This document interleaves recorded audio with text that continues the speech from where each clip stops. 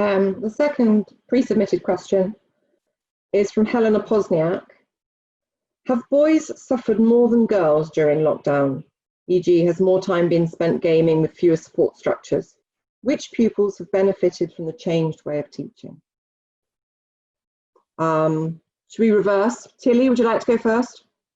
Yeah, absolutely. I actually saw Ashley make an interesting point in the chat, and I now unfortunately can't find it, which she said a study that she's quoted. The study came out from the Elephant Group, who helped free school meals and underrepresented young people into university, and it was girls who have had a drop in confidence in this period.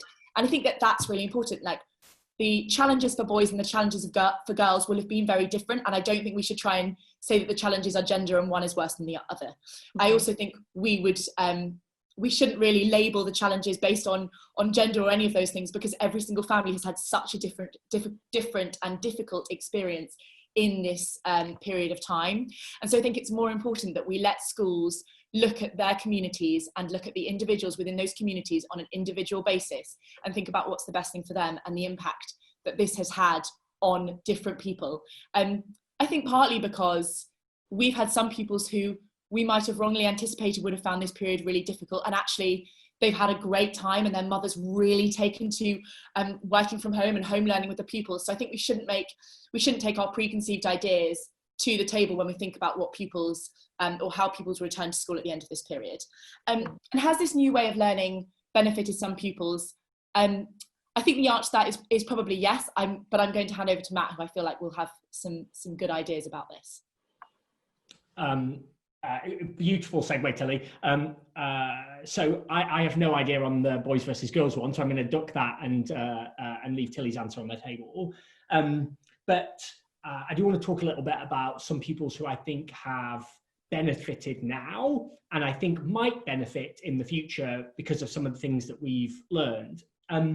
So we have we had hundreds and hundreds and hundreds of teachers and parents get in touch about various things. If you look on our Learn with Oak hashtag, it's just full of kids learning things that they're doing in their lessons. A group of parents in particular, and actually indeed teachers, I had a good conversation with Nottinghamshire Local Authority about this a couple of weeks ago, have found that some pupils, so particularly pupils with specific types of autism, for example, have found the environment and the method of learning that they've had through this period to actually be really productive and useful. There are some things about minimizing the number of other individuals that are in the room with you, the sorts of complex interactions that some people find challenging. And so we've had lots of it, it's all anecdotal, but lots of like, this form of learning really suits my child really well.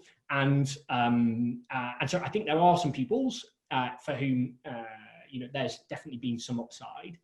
I think the opportunity for us here is teachers have learned loads during this period, right? We went from a system that largely delivered face-to-face education, and we've had to learn how to do all of these other different things in a very short space of time. And so whilst I still think it's beneficial for all pupils to be in schools, regardless of their circumstances or their background or any additional needs, there are interesting things within school buildings that we might now want to think about, where blending more time that pupils have in classrooms, time that pupils maybe spend learning in a structured way, maybe online, maybe with an Oak Academy lesson, might actually produce an all-round better outcome, or it's staged so we're integrating pupils back into classrooms. So I think for pupils with additional needs, some of them have really benefited from this period of time, and there's things I think that we can learn to help them once schools are back and everything's back to normal. Thanks, Matt. Sally? I mean, I suppose I just think we've kind of got to be honest about what's gone on. I was talking to somebody the other day who was saying to me, it's marvellous really, because her kids are learning at home, the school, they clock on at 9:15 in the morning, they work all day, and it's marvellous because she doesn't need to do the school run. And that is one group of people who are being, so you've got that, and then you've got kids, and I've talked to teachers who've been so worried they've gone, and I'm sure it's like this in Tilly's school, that they've gone round to see why they can't get any communication from the family, and they've kind of pulled the shutters down. I mean, they've closed down because they've cut off from the world, and that's the extreme that we're dealing with here. So I think there is, as Matt said, I'm sure there are things we will learn, and we can deliver education in a more interesting way. I think for some pupils, the individual focus that they've had from a teacher in a one-to-one way has sort of released something fairly amazing. And you know, I've talked to people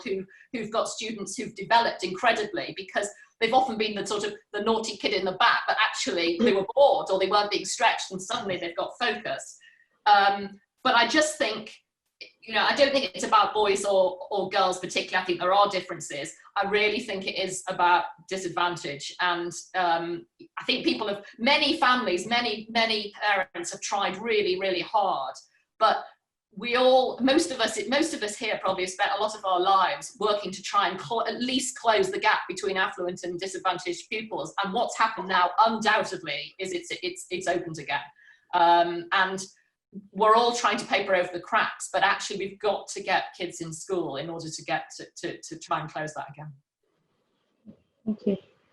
Our next question is from Ellie Costello, who I can see making comments in the chat, but she's asked me to read this question out.